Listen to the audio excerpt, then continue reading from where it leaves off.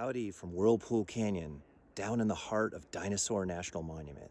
I'm James Hagedorn, Curator of Geology at the Denver Museum of Nature and Science, and I'm down here with a bunch of colleagues from the National Park Service, from the Utah Fieldhouse, and other places around the country, studying some of the spectacularly exposed rocks that are right behind me, right here. This is the Green River washing down. It's not so green right now because it's just rain and it's full of mud.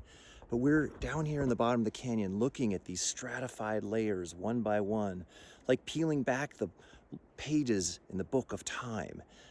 Except this book is a really deep time book. We're going back about 500 million years when these ancient river deposits and beach deposits actually lapped up against, I don't know if you can see in the background right there, those dark brown rocks are actually kind of like an ancient sea cliff. And as these rocks built up layer by layer, they toppled over the top of that sea cliff and built up hundreds and hundreds of layers that tell us about some of the earliest coastal environments. So one of the ways we can get to really hard to get to rocks like this is to hike into parks. But another way is actually to take a bunch of boats down the canyon. And here are a bunch of colleagues of mine. We're down here loading up our boats, and you raft down the river.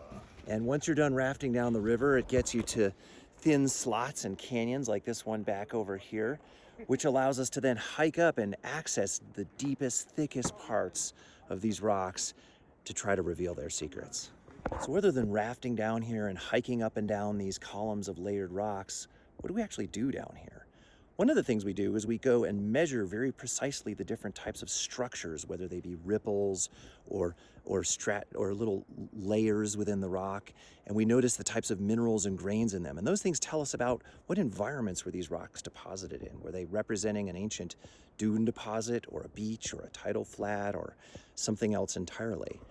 We also document the types of minerals present in these rocks, and those minerals can tell us clues about the climate that was present here back in hundreds of millions of years ago. They can also help us to date the rocks and figure out how quickly they built up and how these environments changed.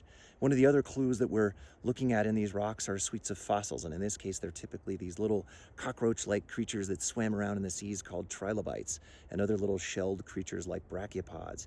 And in these layers, that combination of minerals, structures, and fossils helps us tell what this environment was like and how it changed through time.